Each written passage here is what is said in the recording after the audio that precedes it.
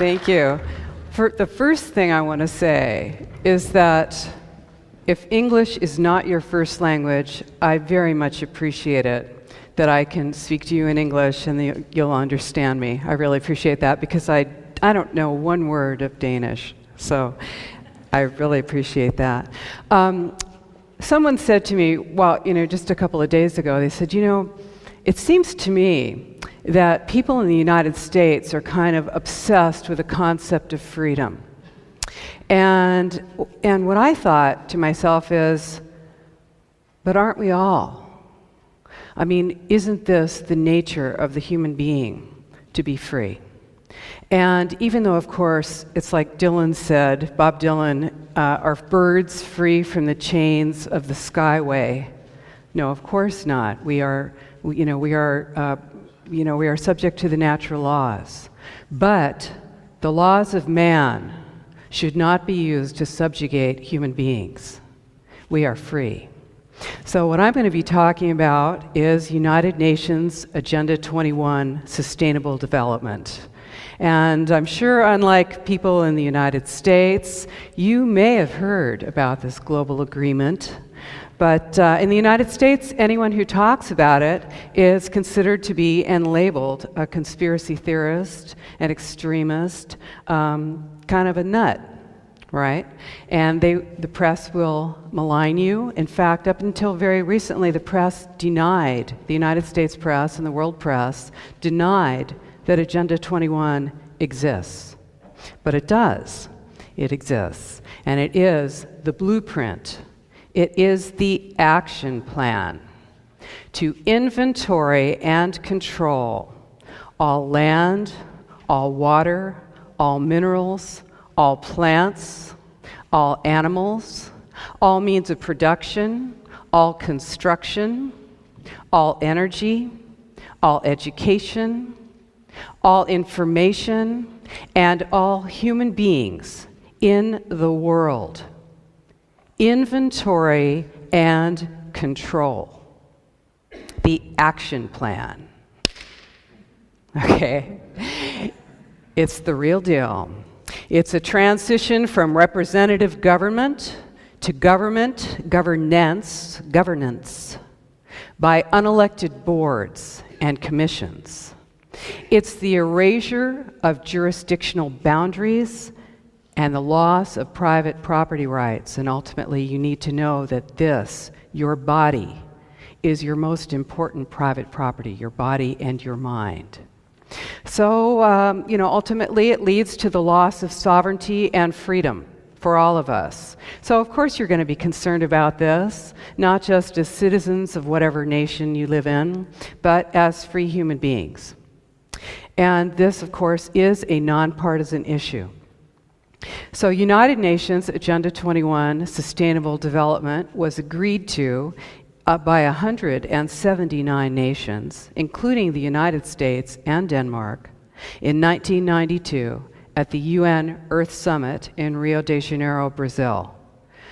In the US, George H.W. Bush committed us to implementing sustainable development, and it's been supported by every president ever since. Bush, Clinton, Baby Bush, and Obama. This is a global plan, but it is implemented locally.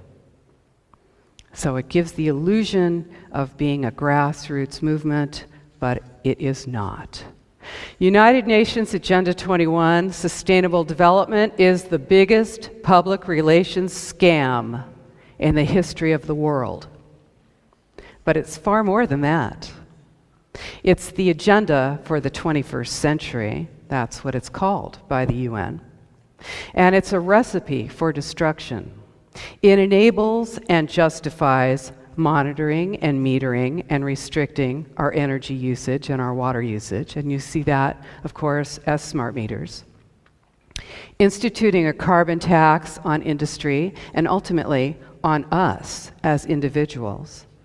Pulverizing our roads and destroying our dams. Instituting data collection and data sharing, information sharing in energy usage, schools, healthcare, law enforcement, and in fact, in every part of our lives that had formerly been private.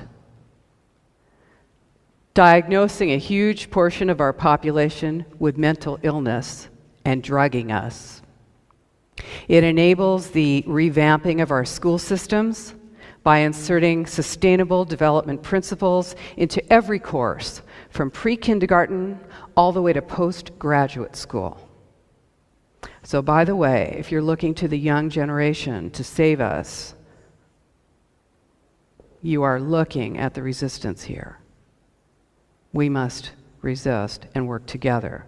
People are being indoctrinated in the school systems to support the principles of sustainable development.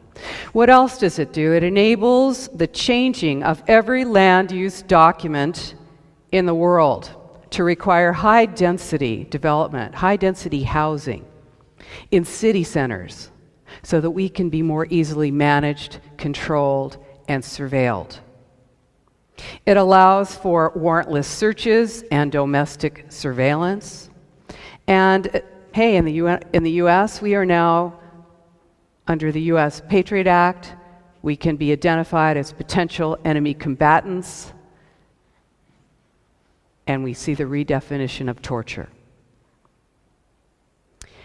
It allows for the loss of personal and national sovereignty in a global transfer to mega corporations. This is the erection of a corporatocracy. That's what it is. It's a global totalitarian state, and it is in progress right now. This is not something that's out there in the future, or it's not here in Denmark, or it's nothing to worry about. This is happening right now. This is what it looks like. It is incremental. That's how it works. It's no flashing lights. You're not going to see it named that very often. It's a stealth plan right out there in plain sight. And it sounds crazy, and it is crazy, but I'm not crazy. I guarantee you. So, there's an overarching political and social philosophy that goes with this plan, and it's communitarianism. All over the world, and certainly in the United States, our individual rights are paramount. Now, that doesn't mean that you can go and transgress on someone else, but it means that the individual's rights are guaranteed: life, liberty, and the pursuit of happiness. You know, who's going to define what the pursuit of happiness is? But this is all individuals know this for themselves, right? But under communitarianism, the individual's rights are balanced with the rights of the community. Now, there are no rights of the community, and the community itself is not delineated. You know, what is the community? If you dissent, I guarantee you, you are not the community. The community is whatever those who are in control define it as long as it is in support of those plans. So I'm going to give you an example. It's all for the common good. This is what you'll hear. It's all for the common good. So here's a way to think about this, okay? If you have we're going to do a visual here, okay? I'm going to take a clear pitcher of water, a clear glass of water, a glass of water. This is your individual rights, okay? Your individual rights, clear glass of water. Put it down here. Now we're going to take a glass of milk. This is a communitarian state, communitarian rights, Nazi Germany, Soviet Russia, Maoist China. This is the all for the common good, okay? We're going to put that down. Now we're going to balance those rights. We're going to take a clear glass pitcher. We're going to take your individual rights and the rights of the community. We're going to balance them. We're going to pour them together. What do you have? You've got milk. You have subsumed your individual rights into the rights of the community. Undelineated, can change at any time. Okay? So, United Nations Agenda 21 is dependent on the Hegelian dialectic. And that says that a crisis is posed and a solution. A crisis comes up. Woo, and here's the solution. Okay? The balance between these becomes the new normal. Now that's something that you may never have agreed to, that new normal, if it were not for that crisis. Okay? This is a new normal that is pressured. The acceptance of it is pressured because you have this crisis. So in the case of Agenda 21, we've got two major crises that enable its full implementation. What's the first one? Global warming, right? Global warming, climate change. Yeah, it's serious. The planet's in danger. The sea levels are rising. Life forms are threatened. And it's our fault. I'll give you an example of this culture of emergency that we're living in. This comes out of the lousy newspaper in my area.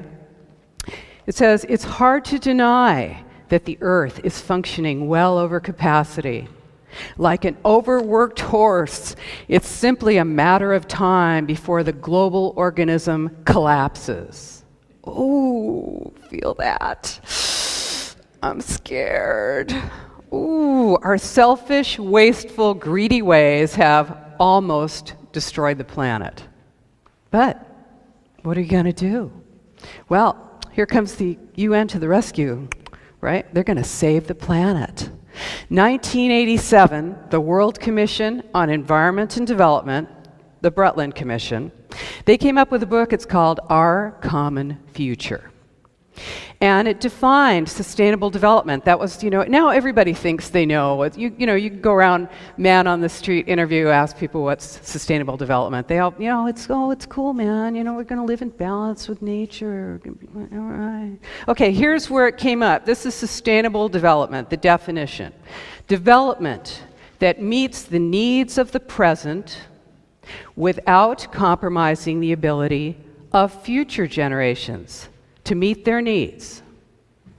Hey, that sounds cool, doesn't it? I mean, who could disagree with that? Did your grandparents think, I'm going to do everything I can to screw up life for my grandkids? No, all of us want to continue to live and to make life possible for others and to conserve, our environment. This is not about that. This is why I called my book Behind the Green Mask, because this is the mask, okay? So development that meets the needs of the present without compromising the ability of future generations to meet their needs. Well, great. All that remained then was to say, yes, indeed, everything we're doing now does compromise the ability of future generations to meet their needs. What are we going to do about it? So the General Assembly of the United Nations said to the World Commission on Environment and Development, hey, can you come back in 5 years, in 1992, with the action plan for sustainable development? And they did. And here it is, the action plan for sustainable development, Earth Summit, Agenda 21, the United Nations Program of Action at Rio. 1992, Rio de Janeiro Earth Summit, 300 pages, 40 chapters.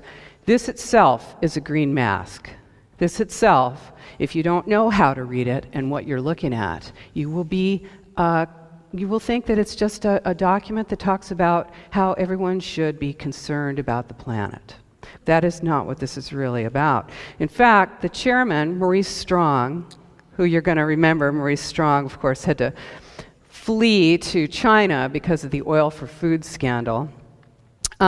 He was the chair of the World Commission on Environment and Development in 1992. And he said, what's unsustainable? The middle-class lifestyle, the middle-class suburban lifestyle, single-family residences, private vehicles, appliances, air conditioning, meat eating, tillage. Breaking the Earth's surface is unsustainable. Okay, so if you're into organic farming, if you're thinking, I'm going to go out there on a nice little piece of land and raise something, tillage is unsustainable. You need a $250,000 seed injection machine because you need to inject those seeds into the earth, right? Well, the optimum way of growing food is going to be in a downtown parking garage. They don't call it that. They have other names for it, but that's what it'll look like, a big structure in the center of your town where your food is grown in a concrete building. That's the optimal. Now, there are 3 E's, the 3 E's of sustainable development. This is the logo, the image that you're going to see, and this is what you hear, is the 3 E's: economy, ecology, and equity, social equity. And I'll show you the image for this. It's in here somewhere. You may have seen this. It's the 3 interlocking circles, right? It's ecology, economy, and social equity. And where they meet in the center, this is all where everything's in balance, and that's sustainable development.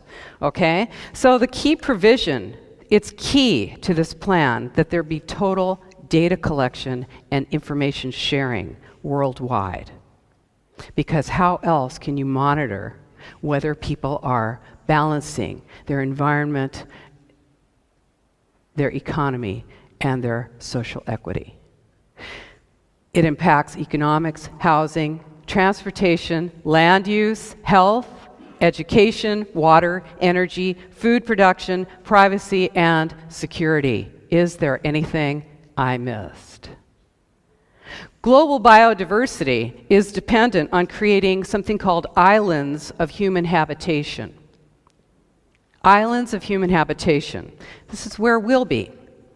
Dense urban cores surrounded by buffer zones and corridors for animals. The idea is to collect human beings into concentrated city centers, concentrated centers.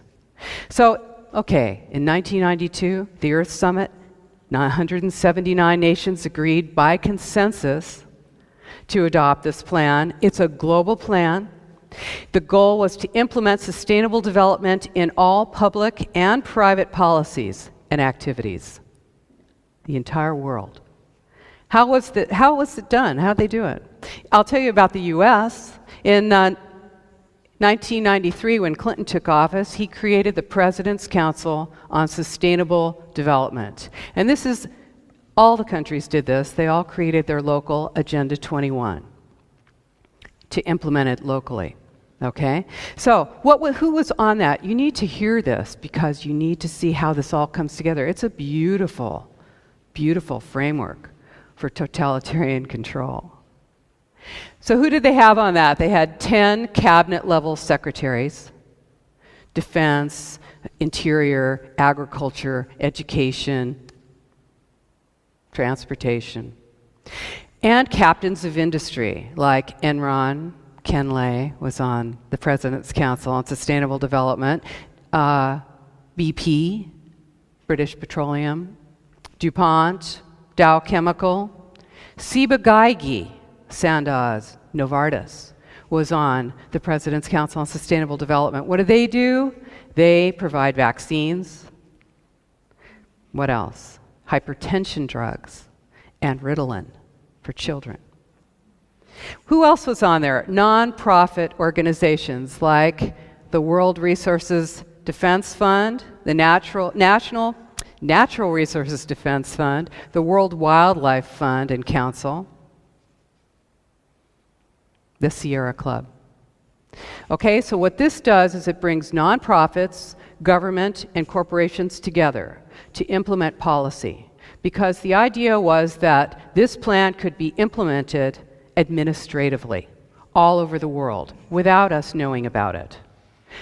So how are they going to do it? They were going to use and are using land use plans, because this is the way to control the population, is by controlling land. So in 1996, the President's Council on Sustainable Development in the U.S. gave a multi-million-dollar grant to the American Planning Association to come up with a book. Now, it's a 12-pound book, so I didn't bring it with me. It's called Growing Smart, Legislative Guidebook with Model Statutes for Planning and the Management of Change. Change. Now, think about that word change. You don't have change without destruction. Transformation requires destruction of the old way. Now, that word change was used in the Obama administration, is still being used along with the word forward. Change and forward without asking, change to what? Forward to what? And what does that mean? So here we go. We've got a legislative guidebook that is now in every university if you're studying planning, and every single planning department in the entire nation that is guiding every planning department with sustainable development principles. So they said, hey, we're going to be able to do this. We're going to make this thing happen. And we can implement this without the people knowing, but when they find out that they're living in a dictatorship, they might not be happy. So it might be unpopular. So what are they going to do? So they came up with another book. It's called Sustainable America, A New Consensus. So you know the word consensus. If you look up consensus in a dictionary, hey, if we were going to have consensus in here, we'd all be in a big circle, we'd talk, let's say we're going to go party tonight. So we're going to talk about it and decide where we want to go, and everybody's going to get a chance to, we're going to work it out, right? That's real consensus, agreement of all parties. No. This is the new consensus. What is it? What is the definition? The new consensus is neutralization of the opposition. Neutralizing your enemies. Neutralize and convert. You dare to dissent? Agenda 21 is top-down, global, but it gives the illusion of being local, right? So it purports to being sourced in the people. And it needs support by the stakeholders. You think you're a stakeholder. You are not a stakeholder. Okay? They need community buy-in, so they create it. In fact, they create the community. In fact, your local government is engaged. Now, does this sound like, hey, this is a conspiracy, but it ain't no theory.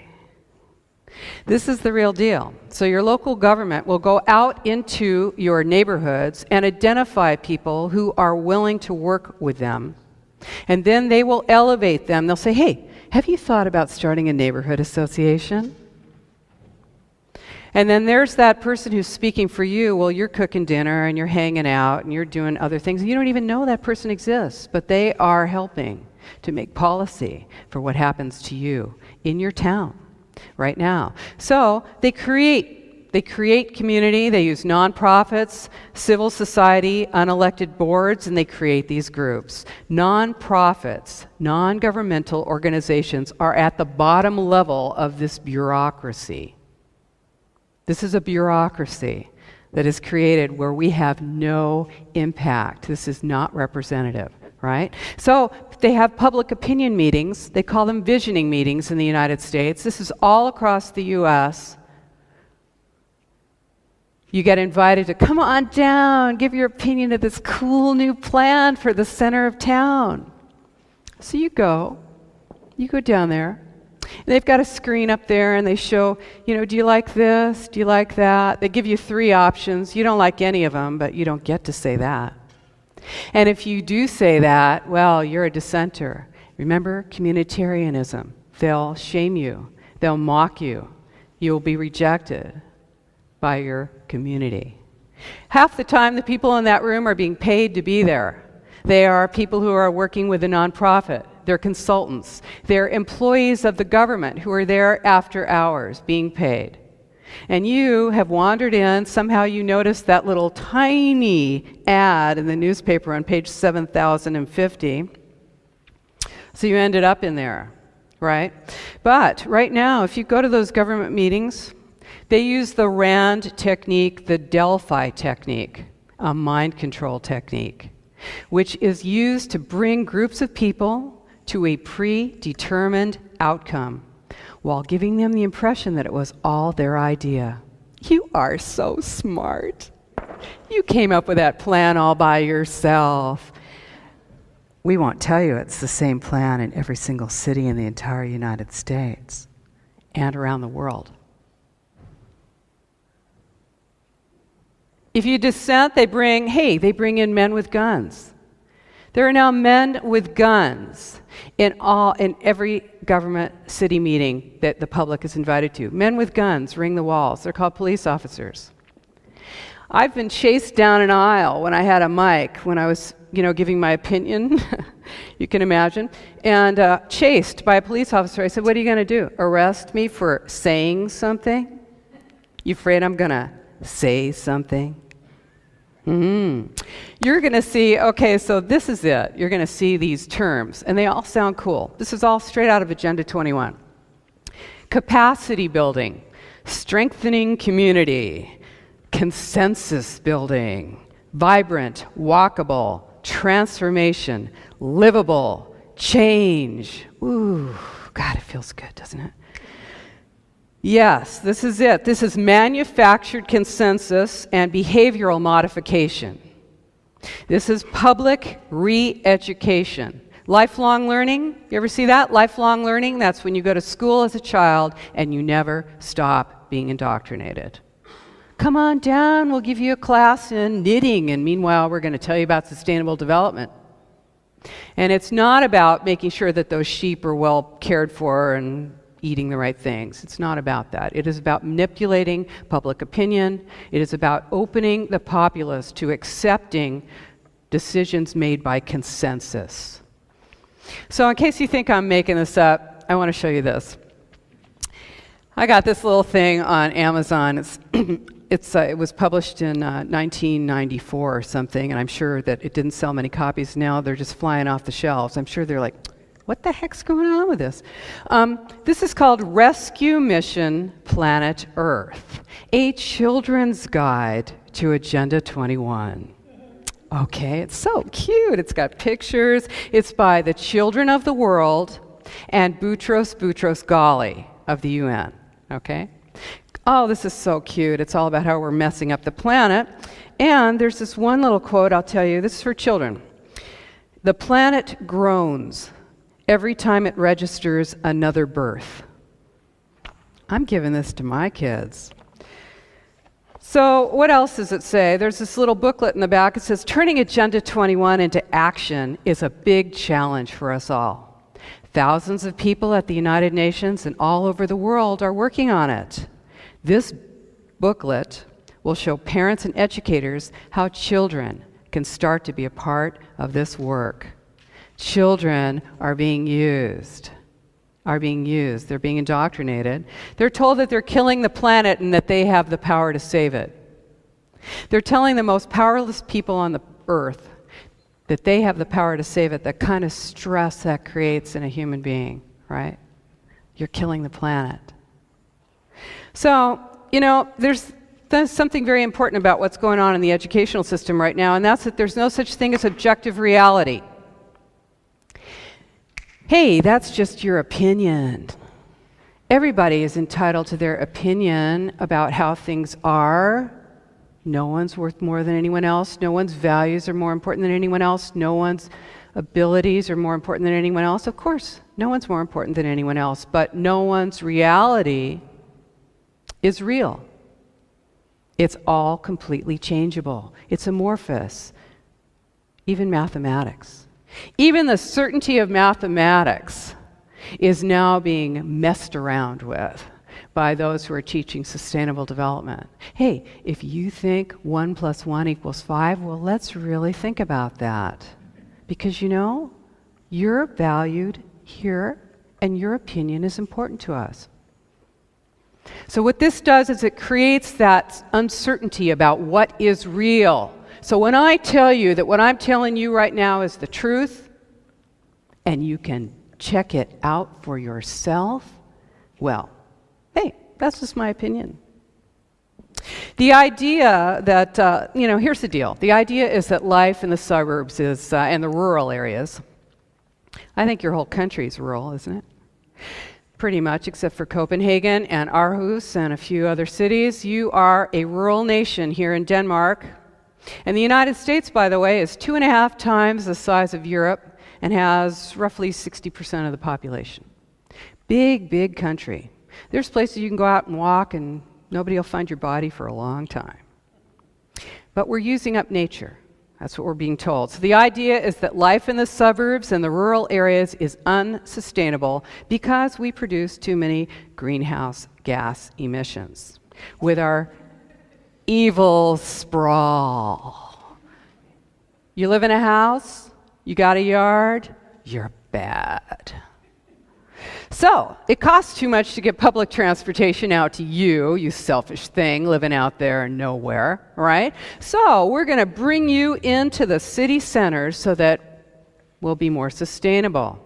Dense city centers. We're going to build, using your tax dollars, subsidies, we're going to build smart growth. Now, I don't know if let's see, this thing is called growing smart. I don't know if you're familiar with the term smart growth. You're not. Well, in the United States, it is, you trip over it. It's like printed on the street. You can't miss it. Smart growth. Everything's smart, by the way. You got a smartphone, you got a smart yard, you got a smart. Anything that's smart, you better figure it's stupid. You're being manipulated. Smart? So, this is growing smart. We're going to grow smart.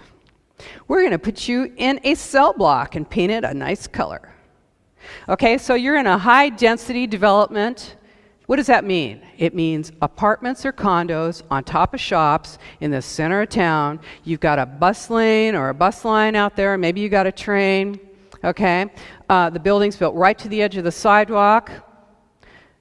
Right to the edge of the sidewalk. Or you're running down the street. You did something. You're hiding. Where are you going to hide? Nowhere. That building's built right to the edge of the sidewalk. And what do you have? Miles of those. Around the back in an alley, you've got access for a single car per unit or less. Around the front, you've got a wide sidewalk so you can have coffee in your little coffee shop. You got a bike lane. Got a single lane for cars, trucks, buses, deliveries. And you got a median strip with some trees in the middle.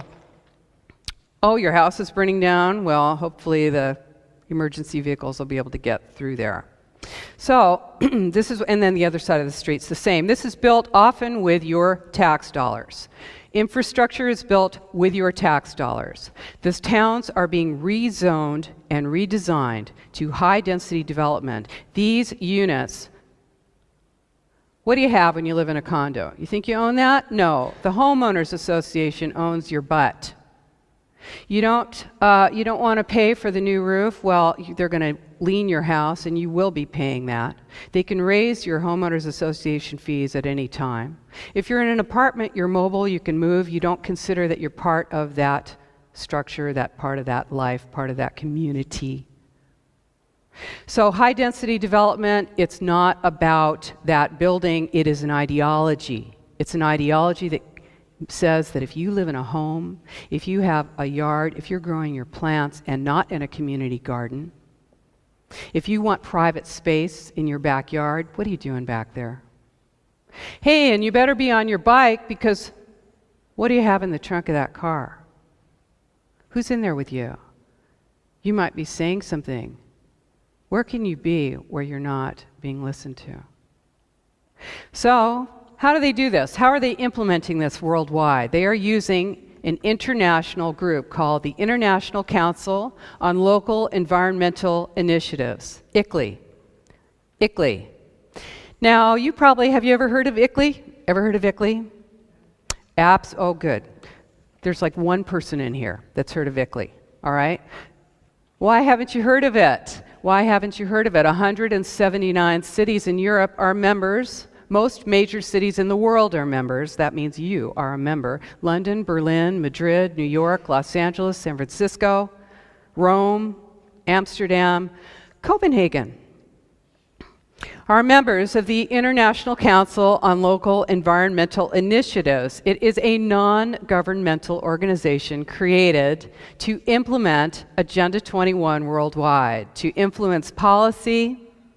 It's a stealth organization in 80 countries. It says it gauges livability, and it sells climate action plans. But really what it is it's a policy and legislation arm of the United Nations. And it's made up of elected officials, non-governmental organizations, and consultants making policy for you. So this is how it happens. They actually, what they do is they concentrate power in the cities, in the large cities, and they slip the power, they slide the power into the control of non-representative boards and commissions. And then, for instance, the United States did not sign the Kyoto Treaty. The US did not agree to Kyoto, but 1,055 United States mayors did. They, in fact, agreed to implement through ICLEI, they agreed to implement the Kyoto Treaty in their cities, and these are major cities in the United States. So what they did is they went around the requirements, they went around the national requirements for ratification of a treaty. And this is how you break jurisdictional boundaries. This is what this is about. So, okay, so what's the goal? Hey, I want to tell you this one thing. Check this out. When Obama was running last time, he said, I'm going to commit the United States to reducing our greenhouse gas emissions 80% below 1990 levels. 80% below 1990 levels. Well, that seems like a lot, doesn't it? So I thought, gee, I wonder what year the U.S., I wonder what year we were at 90%, 80% of 1990 levels. I've got it. Okay, so I found a chart. I looked at it. Taking the greenhouse gas emissions of the year 2004, okay, that was the chart went up to that, so I found 1990, and then I dropped 80% below that emission and found what year was the United States, what year was the world emitting 80% of 1990 levels of greenhouse gas emissions? What year was that? What do you think? 80% below 1990 levels. Close, but wrong. 1934. Oh, a great year for the world, right in the depths of the Depression, right? This is cool. We got it all going on. 80% below but think about this. Do we have more people now than we had in 1934? So, what does that mean? On a per capita basis, you're back in the 1880s, except you can't have a horse because it emits too many greenhouse gas emissions. So you're on a bicycle. This is it. You're on a bike. Okay, the goal is using the green mask of environmental concern.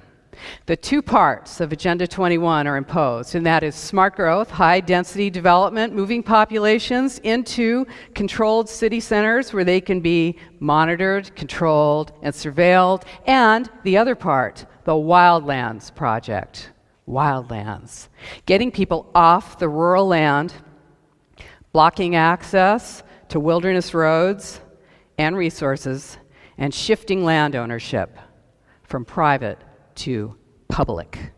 And then when it's in public hands, it can be then shifted into other private hands, conglomerates, large corporations. So that's the way, this is how it's done. In Europe, all the nations made local Agenda 21 plans. All nations. And by the way, if you check out our website, Post Sustainability Institute, you'll find the link to the United Nations where you can actually find your own country, find the plans. This was updated, the UN updated it. Don't worry about it, I'll give you the information. Don't write it down now. What it was that the United Nations recorded those plans and actually had everything together on their websites up until about 1997. So you'll see, from 1992 to 1997, and yes, Denmark is on there, and you can check it out. So for instance, here in Denmark, let's just take Denmark. In the year 2000, the Danish Planning Act was amended to commit all municipalities to the development of local Agenda 21 strategies. In, the Earth Summit was, every 5 years. So in Johannesburg in 2002, what was the goal there? Broadening the role and capacity of local authorities in implementing Agenda 21. Here in Denmark, you've got the Aalborg Agreement in 1994. Aalborg plus 10, 2004, founded the European Local Action 21 Roundtable, public-private partnerships. Fascism. Yeah, that's one of the best ways. How do you implement this? You use the corporations, which pressure the government, work together funding the non-governmental organizations, which pressure the government, and then you have people that are shifting from one role to the other. Well, they go out of office and now they're the head of whatever the environmental group is, and then they move from there into another elected position, and this is how your policies are changed. In 2012 was the 20th anniversary of Agenda 21, right? Rio plus 20. And in Rio de Janeiro, what was the deal there? Strengthening the role of major groups, non-governmental organizations. What did they do there? They say it's a failure. If you check it out with the UN, they're going to tell you, oh, that thing, that failed. We really screwed. They always tell you they failed. They always tell you they failed in their plans because they don't want you to freak out. Yes, we achieved our goal. So, strengthening the role of major groups, what did they do? They made $500 billion in agreements between non-governmental organizations, foundations, corporations, and governments at that time. The World Business Council for Sustainable Development, who's on that? Monsanto. GM, Sony, DuPont. How about those seeds, huh? Okay, so what you have here, you've got however you set up your representative government, but in the states we've got city, county, state, and federal. What do they all have in common? They're all elected by you. Now, yeah, they may not represent you, and you might not be happy about it, and you might need a whole heck of a lot of money to get in there, and things are very seriously messed up. But you still have the illusion of electing them, and at your local level, you are making policy and electing those officials. But what is this? Think about this. Global, regional, neighborhood. What do they have in common? Not representative. You do not elect any of those positions. And that is what we are shifting to. So, if you raise your voice against this, you're a dissenter, right? Communitarianism. Land use and land ownership restrictions are vital to this plan because they make regionalization possible. And here's what Ernst Huber, the official Nazi Party spokesman, said about this in 1933. Here's the official Nazi policy on land. All property is common property. The owner is bound by the people and the Reich to the responsible management of his goods. His legal position is only justified when he satisfies this responsibility to the community. Zbigniew Brzezinski, I think it's ended in 33. Zbigniew Brzezinski is the former national security advisor to President Carter. In 1995, 3 years after Agenda 21 was agreed to, he said, "We cannot leap into world government in one quick step. The precondition for eventual globalization, true globalization, genuine globalization, is progressive regionalization. Because thereby we move towards larger, more stable, more cooperative units, like the EU. Started as a trade agreement. This is how it works. Globalization, if you don't take anything else from this, think about this. Globalization is the standardization of systems. Standardization, you're going to see it as harmonization, homogeneity, uniformity. Hey, you can't control systems that don't match up.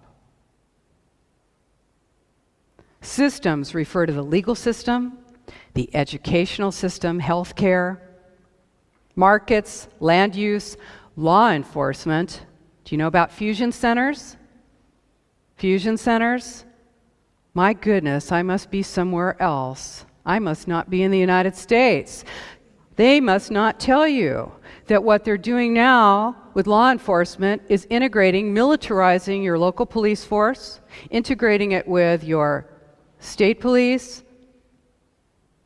your military, Interpol, the entire world. is being completely integrated. Fusion centers, FBI, CIA, all of your records, everything. You cannot fall into those little cracks anymore. Can't happen anymore. Total, seamless information awareness, total awareness. So, globalization is the process of developing worldwide uniformity in social, political, economic, and environmental controls. That's what it is. That's globalization. It's the rise of the city-state, okay? This is how you do it. That's what regionalization is the rise of the city-state. You're going to lose nations. Now, I'm not, I don't really have time to talk about nationalism, but what I want to say is that the smaller the unit, the more power you have. If you're regionalized and you have 200 representatives sitting on they're elected, but they're sitting on an unelected board making policy. And let's just say this room, we are all representing some town or some state or some nation. How much voice do we have?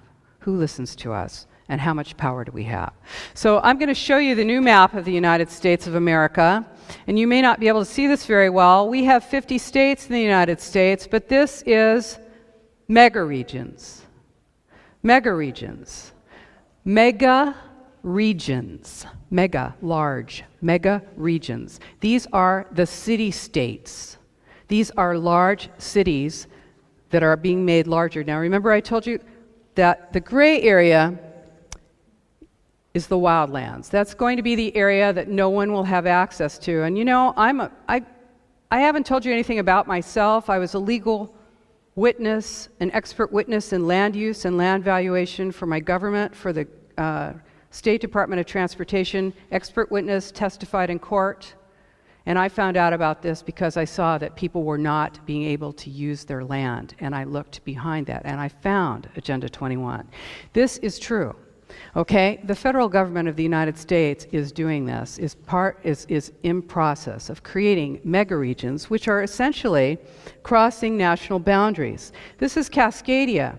It used to be a portion of Washington State, Oregon State, Idaho, and Vancouver area, British Columbia in Canada. The Southern California and Texas Triangle areas include part of Mexico. This breaks national boundaries, it breaks state boundaries, it breaks county boundaries. It's also a project of the Ford Foundation and the Rockefeller Foundation. Regionalization and world government. You use trade agreements to destroy boundaries, and you actually cannot make local law that breaks those treaties. Okay, you standardize the law, you relocate populations and jobs. We've got the Trans-Pacific Partnership coming up in the United States and the Pacific Rim, and about to come in December is the Transatlantic Trade Investment Partnership with the EU and the United States. The United Nations policy on land use was established in 1976, and it says land. First of all, let me just tell you, if you think nobody owns anything, and hey, aren't we all just cool? This is just the world, this is just life, and oh, nobody can really own anything, and no one's free. I am sorry. That is not true. We do have ownership. We have ownership of this. Our ownership extends to those things that we value. Now, when that is taken away from us by, as I said, birds are not free from the chains of the skyway, but I do not wish to be chained by any man. Now, here is the land use policy of the United Nations. It says land can't be treated as an ordinary asset controlled by individuals and subject to the pressures and inefficiencies of the market. No, private land ownership is a principal accumulation instrument for accumulating wealth and concentrating wealth, and therefore it contributes to social injustice. Public control of land use is therefore indispensable. And what does that mean? It means that right now in the San Francisco Bay Area, we are fighting a huge plan that merges 9 counties and 101 cities into a single unit. Our group, my group, is suing to stop this. These plans are all over the United States. They regionalize the area, and most people have no idea that they exist. Most people are completely unaware that they will have no power to determine if they can use their land or not. If you bought a nice piece of land to retire on and you want to build a house on it later, you'll find that if you're outside of a 4% land area in the San Francisco Bay Area, 4%, that you cannot build on it. 100% of the structures in rural areas outside of the urban centers in the San Francisco Bay Area has to be rural. 100%. You want to build a house out there? No, you can't do that. Now, these plans are the same plan all over the world. I've got, well, here's the local county below me, just south of me, and they have the logo for United Nations Agenda 21 right in their land use plan. The San Francisco plan is the same plan as the Hanoi Capital Regional Plan 2030, Hanoi, Vietnam.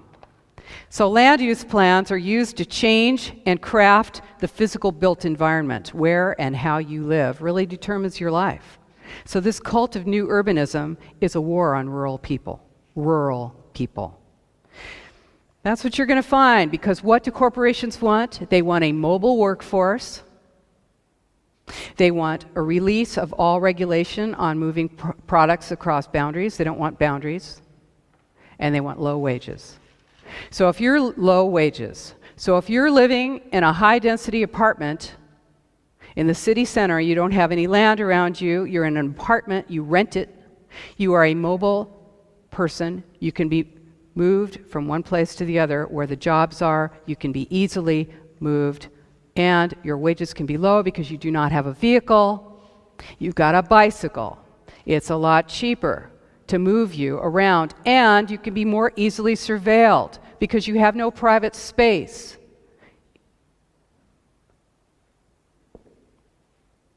Okay? Got it? So, no, not yet. After. No. I'll answer everything you got, but not right now. Okay, so here we go. This is it. When you restrict single-family home development and you consolidate populations into tight urban centers, you're going to devastate land ownership and land use. And that's nationwide. In China, they've got the so-called ghost cities. Do you know about those? They're building, everybody's like, gee, I wonder what they're doing that for. Gosh, nobody's living there, and there are all these big, tall buildings that they just built. I wonder, oh, okay, now we know. They're moving the rural populations in there against their will. They're relocating the rural populations against their will into these city centers that are built with full surveillance capability. All right? London, Berlin, Milan, other EU cities all across the world, this high-density apartment block construction is happening often with government subsidies, very often with government subsidies. So, the Wildlands Project. The Wildlands Project is, hey, this is a map of North America. You notice it has no boundaries on it because animals don't know where the boundaries are. The idea is that swaths of land will be identified, huge sections. I mean, I don't know how well you can see this, maybe not too well. This is a project of the World Resources Institute and the Wildlands Network. It's being implemented through the United States Environmental Protection Agency. This is about creating areas that are huge corridors for animal movement. The spine of the continent takes out about 12 states, goes down through most of Mexico and comes up all the way to Alaska. The idea is that, what? The idea is to remove humans and human activity from rural and suburban areas. Agenda 21 is rural cleansing. When you have fires, is it produced through HARP? Possibly.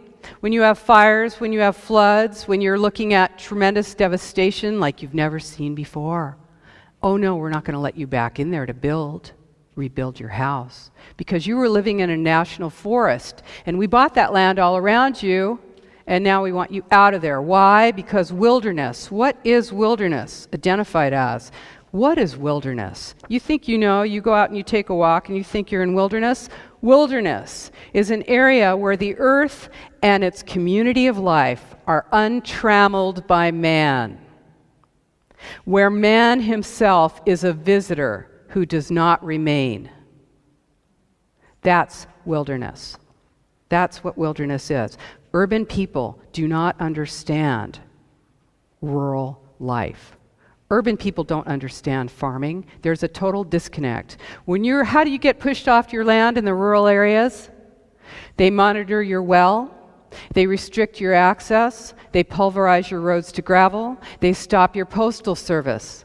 They take away your schools. They don't maintain your bridges.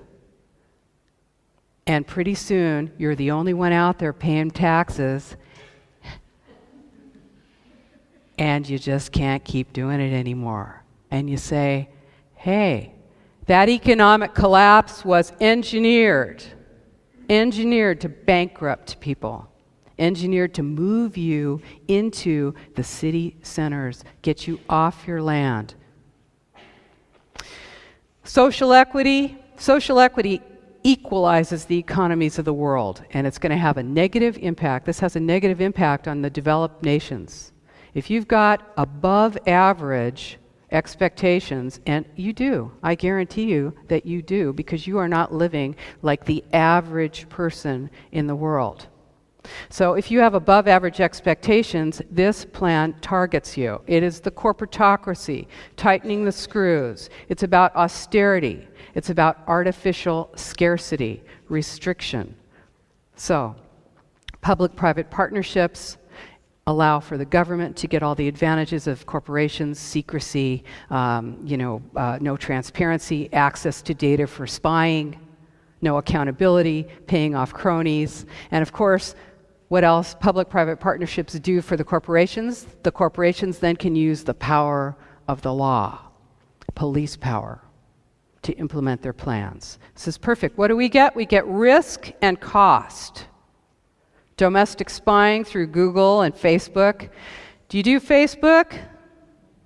You know, I'll tell you, if I told you, if the government, let's check this out. I'm going to tell you the government is going to require you to carry with you at all times a monitoring device that says where you are, and also to tell where you are, what you're doing, how you're feeling, who you're with, what you're doing, what you eat.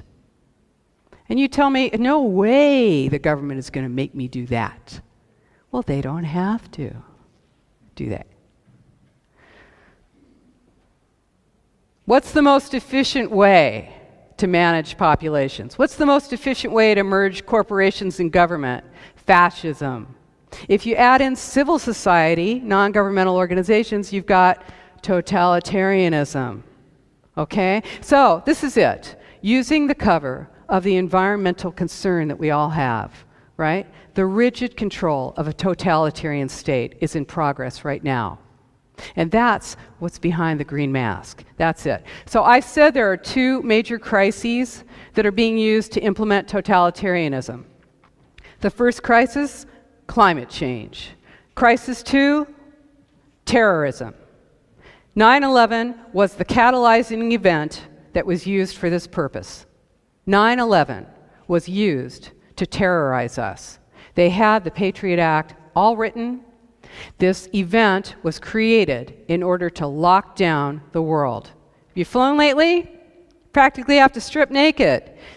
In the US, I haven't seen this yet in Europe, but it's coming here. You haven't seen this yet. If you fly, right now you just walk through the metal detector. But in the United States, you get into this big sort of bubble, and you put your hands like this, and it takes a full photograph of your entire body, X-ray, who knows. I never do it. I refuse to do it. I opt out. Lady wants an opt-out. Woman refuses. Woman opting out here. Woman wants an opt-out. Here I am. I'm standing here in my socks. Waiting for somebody to put their hands all over my body. And here she comes. Nobody will make eye contact with me. They're all getting on the plane. She must have done something wrong. I'm not talking to her. I'm not going to look at her. She's cut out of the herd. Okay, so the woman, she takes me over. She's like, no. Okay, assume the position. I'm a criminal. I am a criminal. My body is being searched. Okay, so this is what I do when this happens. I say, so, this all you can think of to do for a living? Is there anything you won't do for them?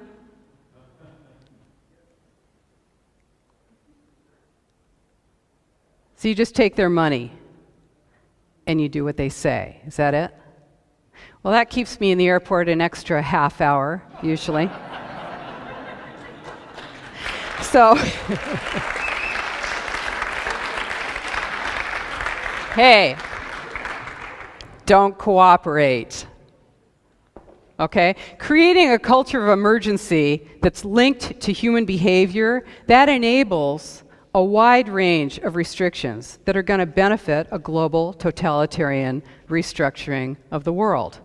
All totalitarian states share the same characteristics: total control of property and means of production, total information, surveillance, of course, loss of free speech. How you like that consensus, huh? Right? Loss of free speech and restricted movement. They also share the same philosophy, and that is, it's all for the common good. The individual is selfish. The Spartan present, austerity. Right? Oh, you use too much. You eat too much. Do you really need that big piece of land? What are you doing out there? The vision of the glorious future. Oh, everything's going to be so great when we have sustainable development worldwide. We're all going to be on our bikes. It's never going to rain or snow. There goes the train. Yeah, life's great. What else do they have in common? All totalitarian states. Terror. The war on terror is a war on you. Revolution is bad for business. Communism, fascism, Nazism, all for the fatherland. It's all for the common good. And as we say in the United States, it's all for the homeland. That's it. This is it.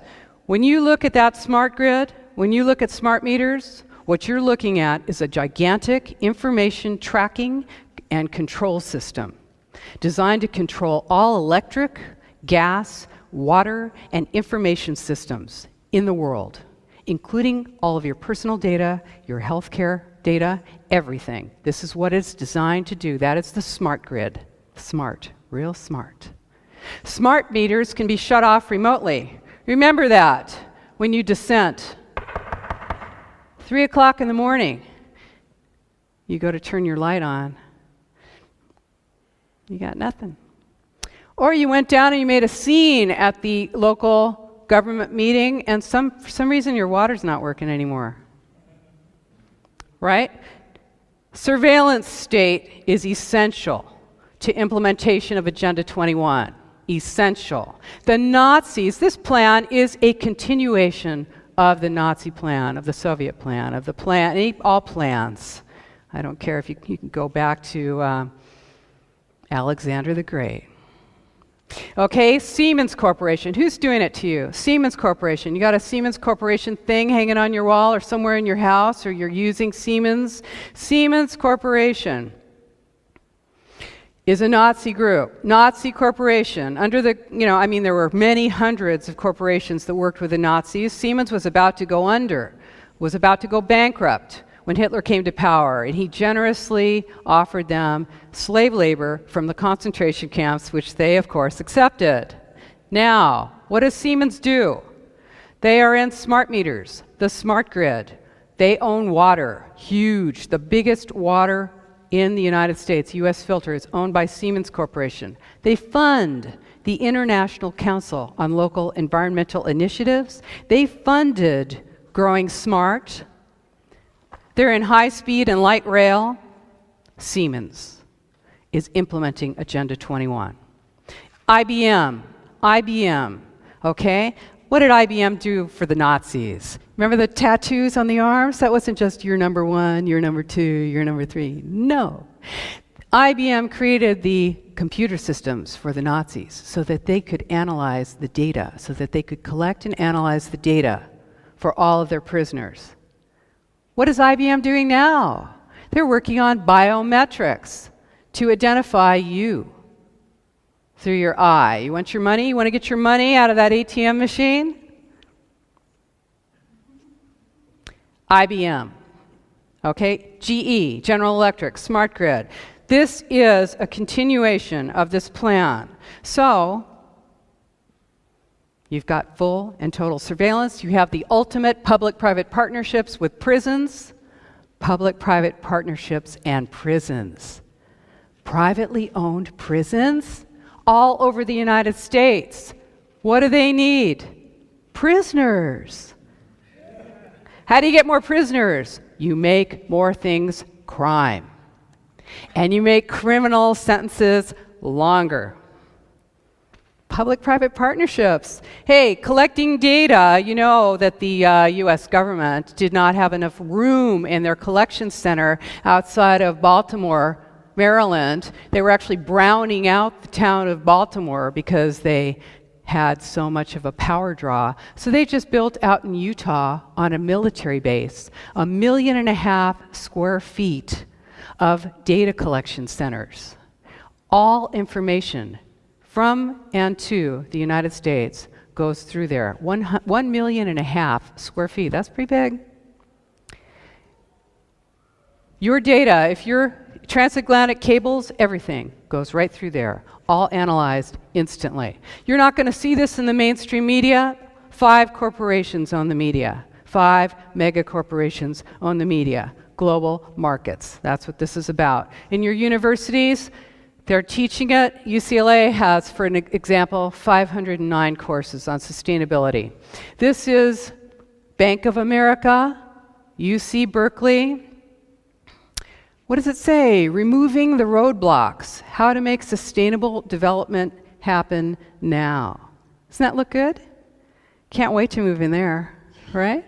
Oh, God. Everyone's in on it. Lawyers, consultants, planners, bicycle coalitions, the Lung Association, unions, Walmart. And you're like, oh, what is she, crazy? Come on. She really is a conspiracy theorist. No, I told you, it's a conspiracy fact. It's not a theory. It's real. This is how it's done. You know, I'm not going to go into it. My book goes into it. I have details, and I don't blame you if you're feeling overwhelmed, because who doesn't? This is a bloodless coup. This is an administrative coup d'etat. It's the most brilliant takeover of the world ever, and it is because technology makes it possible. You will not see tanks rolling through your town. It's never going to look like that unless you're in a third world country, and then they just want to take your stuff and use up their ordnance. No, here it's going to look like it does right now. You'll still vote. You'll have a hollowed out shell. The structure will be gone. Slowly, people will come in from the country into the cities. Pretty soon, you won't have a private vehicle because gasoline costs. And you know, if free energy is made available, this is a race to implement this plan fully before those things are available to you. Because, hey, that makes it completely, you know what, sustainable development? Well, who cares when you're emitting water out of your tailpipe, right? Oh, let's drink it out right out of the tailpipe. No, it's not really about that. It's really about control. So what can you do about it? I want you to know there's a lot you can do. You are powerful. We are powerful. We need to take our power, and we need to do it through education, because most people have never heard of this. And I think they named it Agenda 21 to make it sound crazy. Oh, Area 51, Catch 22. What are you, crazy? So we've got flyers on our website. Now, don't just go to sleep. It's not nappy time. These are When was the last time you got a flyer with something that really meant something, that was intelligent, that got you, that made you say, hey, something is going on? Why is everyone talking about UN Agenda 21? Well, I'm not. I don't know anything about it. What's wrong with sustainable development? I don't know. Make these flyers. You don't like it? Make your own. They're on our websites. Print them out. There's hundreds of thousands of these out around the United States, many hundreds of thousands, and around the world. People are making these. They're putting them on, get up early in the morning, put them on doorsteps. Okay? Put them out there on the doorsteps. Don't try and hand them to people. They're like, no, don't, no, you got to put it on doorsteps. When was the last time you went out in your PJs to get your newspaper and you were like, whoa, this is pretty cool. They're not selling anything. Okay? So you want to do that. What else do you want to do? Withdraw your support. Do not willingly collaborate. Expose collaborators. Refuse to volunteer. Volunteerism, now, volunteerism is a big part of this plan. Mandatory volunteerism. Are you a citizen of the community? Are you giving back? What are you doing? Okay? Look at who you're volunteering for. Are they supporting sustainable development? Withdraw your support.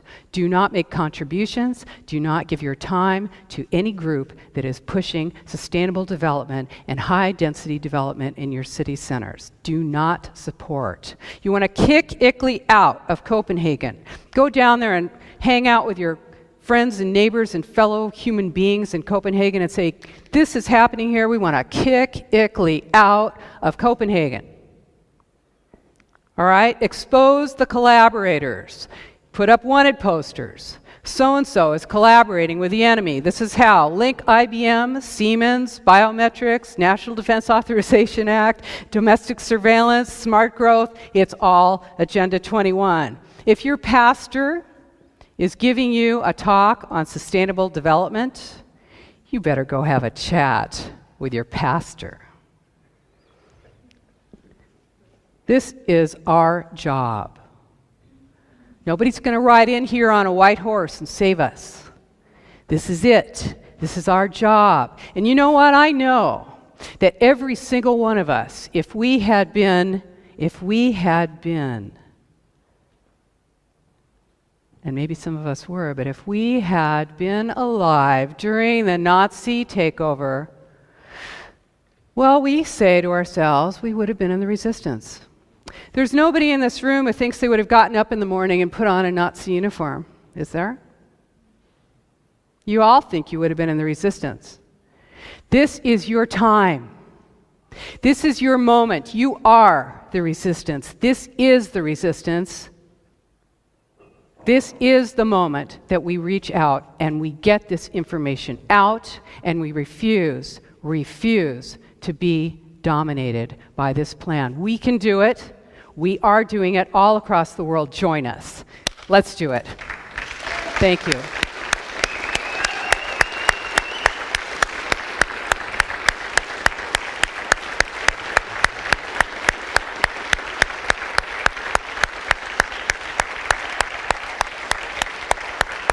Thank you.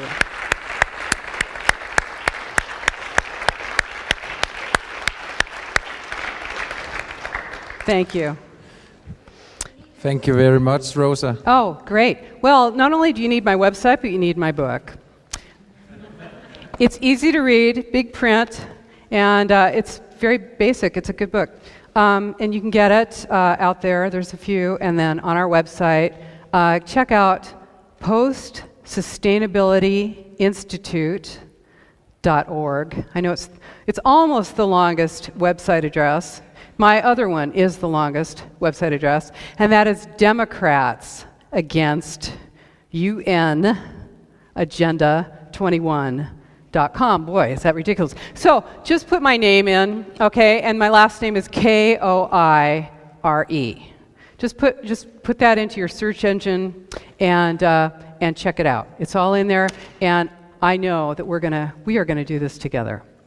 So, got questions, or do we have any time for a question? Yeah, we have a little bit time. I have a small comment to what you mentioned, because we I didn't know it actually hang together, but I was listening to Red Eyes Radio with Susanne Pors, and she talked about how it got more and more difficult in the land actually to get a loan to buy a house. Yes, that's right. So this is also another way of actually implementing Agenda 21 is that the banks or the credit institute simply will not borrow you money for some kind of reason, or the interest will be so high so you don't want to buy the house at the land. So there's a lot of different ways of doing this. Yeah, that's Okay, actually, I actually do talk about that in my book because we have that's definitely a part of it. No? Yes, there is a question. Is it hot in here or is it me? Rosa, when I look at some of the activities going on in the United States in the rural areas, Yeah. for instance, they have crazy gatherings there with a lot of motorcycles, cars and everything, a lot of beer drinking and whatever they do. So watching this, I think, wouldn't it be a good idea to get some of this activity out of the countryside? And another thing... Can't we purge some of the people?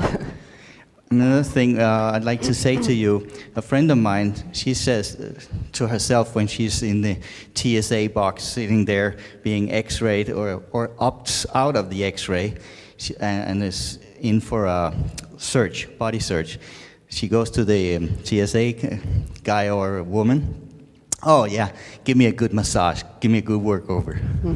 Yeah, right. Yeah.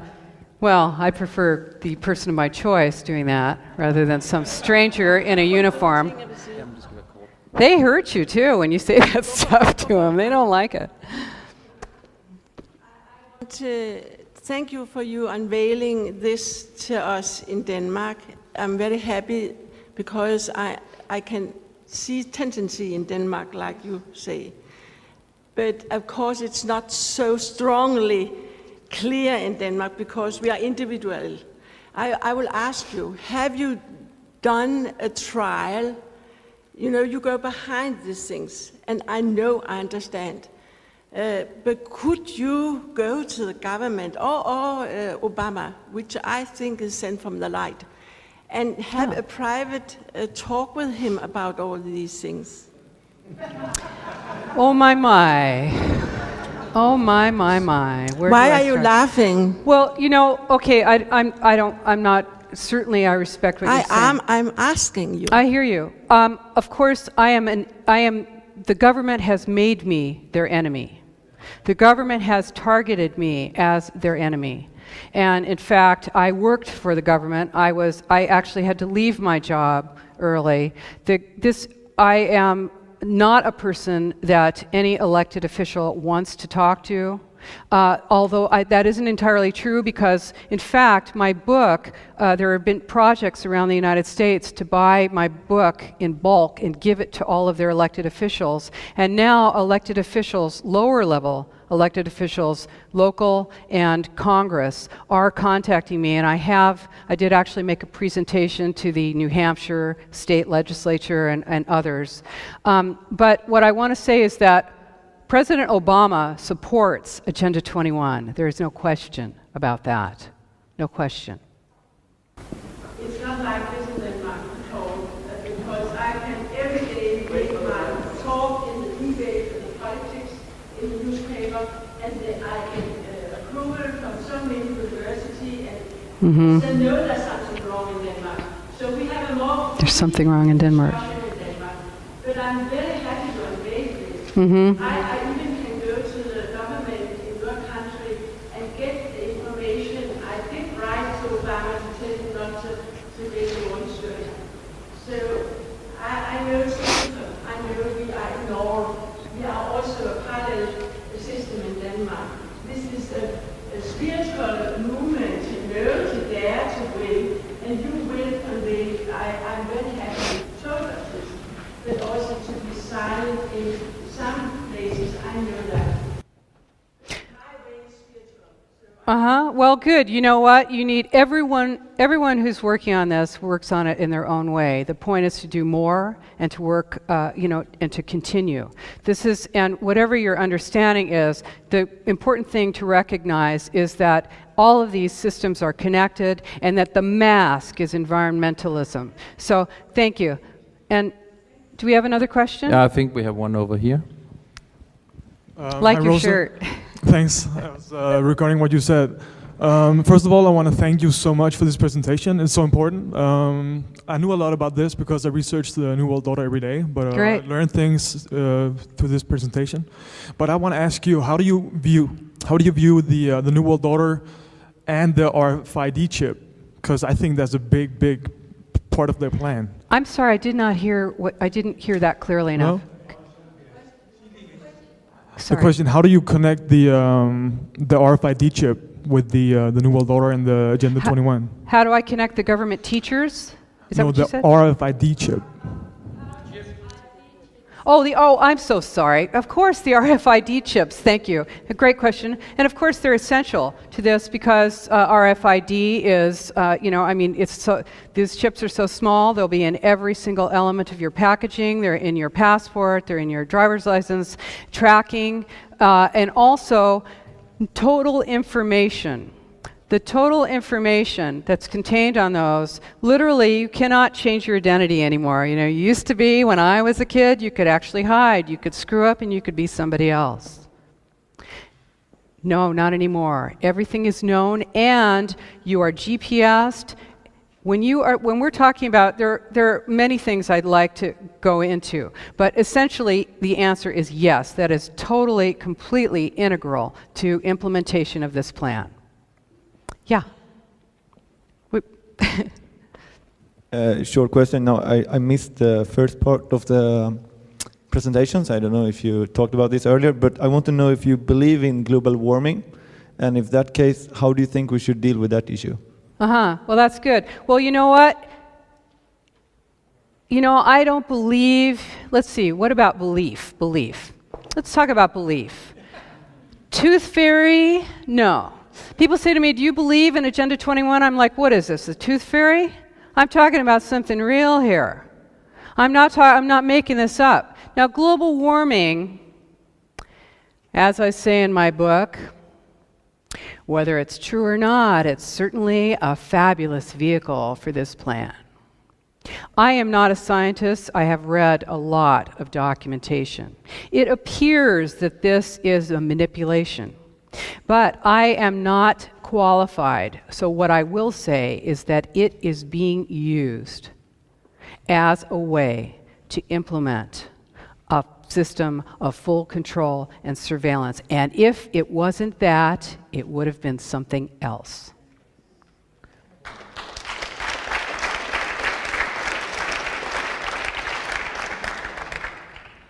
Hi. I'm just curious. Oh, yeah, sorry. I'm just curious about, because I hear so much about this is wrong, and this is wrong, but what are the alternatives? Is there any research or something? How do you know this is like a good alternative or not? Alternative to sustainable development? Yeah, to everything that's wrong. Well, to this, I think freedom is a great alternative to slavery. I'd pick that one anytime, okay? Now, as I said, and I think I understand your question. Okay, my partner, Kay, is a general contractor. We've been together for like 21 years or something like that. She's a general contractor, and she's built whole houses out of recycled materials. I do not own, I've owned very little that's brand new. Everything I get is recycled, owned by somebody else, channeling all that good energy. And that's great. I'm into that. I'm into, creative reuse, recycling, conservation of water or whatever that I'm using, mindful. But what we're talking about is the green mask, okay? So rather than posing a solution to a problem that maybe doesn't exist, what we want to look at is who we are as human beings. What our ideal is for us as human beings. What our expectations are. in terms of ourselves as individuals and our relationship to the world. And that is the way that we want to think. You know, if we are wasteful, if we're polluting, we want to clean that up. Now, the corporations, you cannot punish me if a corporation is providing material to me that I bought this, it's all that's available, let's say, in my store. Now, this is where our participation is important, because we say, well, we want recyclable materials. But this is just the face of it. This entire plan is about management, manipulation, inventory, and control of everything on the planet. Okay. Oh, we have another question. Sorry, I have a question. Regarding resistance and knowledge about all these things, the internet and surveillance by Facebook, can't we use it the other way around? There's a lot of resistance on Facebook and on the internet. Yes, very good. And, you know, I personally have dedicated my life to this. And I mean that in a very real sense, where I have given up, you know, I just came from Budapest and saw the Terror Museum in Budapest. I am willing, I told Kay, I said, hey, you got about 20 seconds before I rat you out totally if there's any torture going around. I'm probably going to break instantly. But the thing is that if we use media, in other words, we have to recognize that we have no secrets. That, in fact, your postal service is photographing every piece of mail so they know who's writing to you and who you're writing to. Now, they can't read the inside of that, but they know who is corresponding with you. We have very little places where we can be secret. That's another reason why we need our private vehicles and our private homes. And we need places where we can get together, strategize, discuss tactics, and work on this. And yes, if you do use electronic media, use it. Use it. Get this information out there. I do not have a Facebook page, but many people who know about me and have this information, get it out to people. This is our, if you want to use that, absolutely do it. Make those QR or whatever, QVR or whatever those things are, those little stickers that you can put your smartphone up to. Make those and have them connected to our site or other sites that are telling the truth about this information. This is the information age. We are in a moment now where no one's holding a gun to our head yet. This is our time. Those of us who are free and who are willing to take the risk to speak out and tell the truth need to take this moment and use it. So yes, use your electronic media, absolutely. Okay, thank you.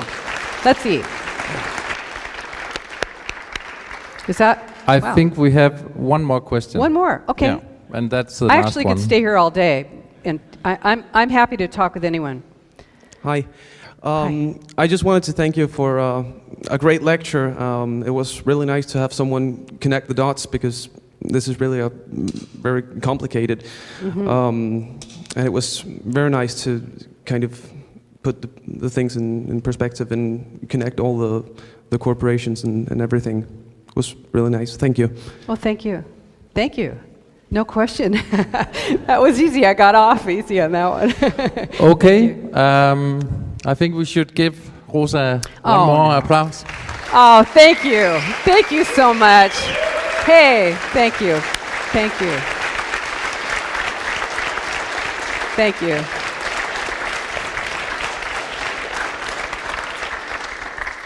And thank you, Frank.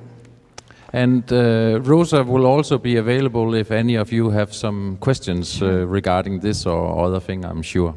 So we have 5 minutes break, and then we will go on to show you an app who is trying to help coming up with solutions on environmental problems. So we are also here in Open Mind Conference trying to present solutions as well as problems. And now you will have a solution. Excellent. 5 minutes.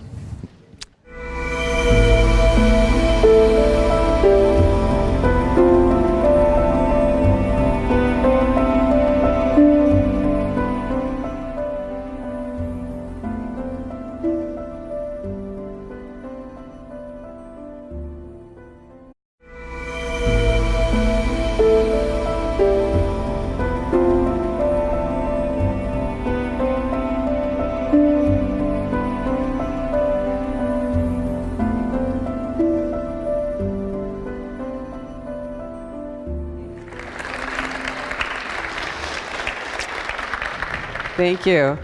The first thing I want to say is that if English is not your first language, I very much appreciate it that I can speak to you in English and you'll understand me. I really appreciate that because I don't know one word of Danish, so I really appreciate that.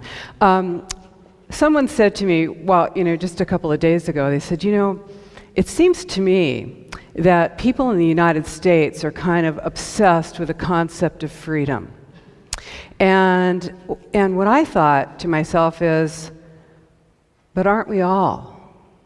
I mean, isn't this the nature of the human being, to be free? And even though, of course, it's like Dylan said, Bob Dylan, are birds free from the chains of the skyway? No, of course not. We are subject to the natural laws. But the laws of man should not be used to subjugate human beings. We are free. So what I'm going to be talking about is United Nations Agenda 21, Sustainable Development. And I'm sure, unlike people in the United States, you may have heard about this global agreement. But in the United States, anyone who talks about it is considered to be and labeled a conspiracy theorist, an extremist, kind of a nut, right? And the press will malign you. In fact, up until very recently, the press denied, the United States press and the world press denied that Agenda 21 exists. But it does. It exists. And it is the blueprint. It is the action plan to inventory and control all land, all water, all minerals, all plants, all animals, all means of production, all construction, all energy, all education, all information, and all human beings in the world. Guaranteed life, liberty, and the pursuit of happiness. Who's going to define what the pursuit of happiness is? But this is all individuals know this for themselves, right? But under communitarianism, the individual's rights are balanced with the rights of the community. Now, there are no rights of the community, and the community itself is not delineated. What is the community? If you dissent, I guarantee you, you are not the community.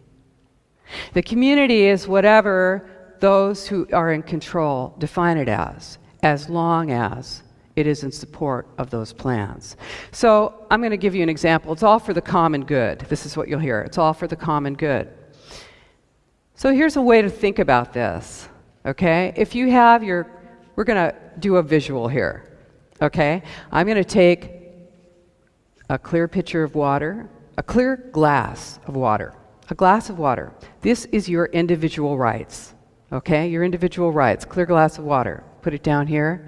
Now we're going to take a glass of milk. This is a communitarian state, communitarian rights. Nazi Germany, Soviet Russia, Maoist China. This is the all for the common good, okay? We're going to put that down. Now we're going to balance those rights. We're going to take a clear glass pitcher. We're going to take your individual rights and the rights of the community. We're going to balance them. We're going to pour them together. What do you have? You've got milk. You have subsumed your individual rights into the rights of the community. Undelineated, can change at any time. Okay? So, United Nations Agenda 21 is dependent on the Hegelian dialectic, and that says that a crisis is posed and a solution. A crisis comes up, and here's the solution, okay? The balance between these becomes the new normal. Now that's something that you may never have agreed to, that new normal, if it were not for that crisis, okay? This is a new normal that is pressured. The acceptance of it is pressured because you have this crisis. So in the case of Agenda 21, we've got two major crises that enable its full implementation. What's the first one? Global warming, right? Global warming, climate change. Yeah, it's serious.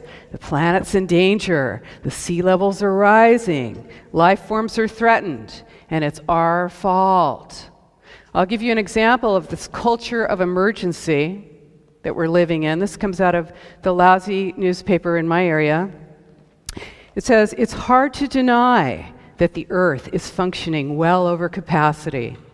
Like an overworked horse, it's simply a matter of time before the global organism collapses. Ooh, feel that. I'm scared. Ooh, our selfish, wasteful, greedy ways have almost destroyed the planet. But what are you going to do? Well, here comes the UN to the rescue, right? They're going to save the planet. 1987, the World Commission on Environment and Development, the Brundtland Commission, they came up with a book. It's called Our Common Future. And it defined sustainable development. That was, now everybody thinks they know. You can go around, man on the street, interview, ask people what's sustainable development. They all, it's cool, man. We're going to live in balance with nature. All right. Okay, here's where it came up. This is sustainable development, the definition. Development that meets the needs of the present without compromising the ability of future generations to meet their needs. Hey, that sounds cool, doesn't it? I mean, who could disagree with that? Did your grandparents think, I'm going to do everything I can to screw up life for my grandkids? No, all of us want to continue to live and to make life possible for others and to conserve, our environment. This is not about that. This is why I called my book Behind the Green Mask, because this is the mask, okay? So development that meets the needs of the present without compromising the ability of future generations to meet their needs. Well, great. All that remained then was to say, yes, indeed, everything we're doing now does compromise the ability of future generations to meet their needs. What are we going to do about it? So the General Assembly of the United Nations said to the World Commission on Environment and Development, hey, can you come back in 5 years, in 1992, with the action plan for sustainable development? And they did. And here it is, the action enforcement, and in fact, in every part of our lives that had formerly been private. Diagnosing a huge portion of our population with mental illness and drugging us. It enables the revamping of our school systems by inserting sustainable development principles into every course, from pre-kindergarten all the way to postgraduate school. So by the way, if you're looking to the young generation to save us, you are looking at the resistance here. We must resist and work together. People are being indoctrinated in the school systems to support the principles of sustainable development. What else does it do? It enables the changing of every land use document in the world to require high-density development, high-density housing in city centers so that we can be more easily managed, controlled, and surveilled. It allows for warrantless searches and domestic surveillance. And hey, in the US, we are now, under the US Patriot Act, we can be identified as potential enemy combatants, and we see the redefinition of torture. It allows for the loss of personal and national sovereignty in a global transfer to mega corporations. This is the erection of a corporatocracy. That's what it is. It's a global totalitarian state, and it is in progress right now. This is not something that's out there in the future, or it's not here in Denmark, or it's nothing to worry about. This is happening right now. This is what it looks like. It is incremental. That's how it works. It's no flashing lights. You're not going to see it named that very often. It's a stealth plan right out there in plain sight. And it sounds crazy, and it is crazy, but I'm not crazy. I guarantee you. So there's an overarching political and social philosophy that goes with this plan, and it's communitarianism. All over the world, and certainly in the United States, our individual rights are paramount. Now, that doesn't mean that you can go and transgress on someone else, but it means that the individual's rights are guaranteed. Inventory and control. The action plan. Okay? It's the real deal. It's a transition from representative government to governance by unelected boards and commissions. It's the erasure of jurisdictional boundaries and the loss of private property rights. And ultimately, you need to know that this, your body, is your most important private property, your body and your mind. So, ultimately it leads to the loss of sovereignty and freedom for all of us. So of course you're going to be concerned about this, not just as citizens of whatever nation you live in, but as free human beings. And this, of course, is a nonpartisan issue. So United Nations Agenda 21, Sustainable Development, was agreed to by 179 nations, including the United States and Denmark, in 1992 at the UN Earth Summit in Rio de Janeiro, Brazil. In the US, George H.W. Bush committed us to implementing sustainable development, and it's been supported by every president ever since. Bush, Clinton, Baby Bush, and Obama. This is a global plan, but it is implemented locally. So it gives the illusion of being a grassroots movement, but it is not. United Nations Agenda 21, Sustainable Development, is the biggest public relations scam in the history of the world. But it's far more than that. It's the agenda for the 21st century. That's what it's called by the UN. And it's a recipe for destruction. It enables and justifies monitoring and metering and restricting our energy usage and our water usage. And you see that, of course, as smart meters. Instituting a carbon tax on industry and ultimately on us as individuals. Pulverizing our roads and destroying our dams. Instituting data collection and data sharing, information sharing in energy usage, schools, healthcare, law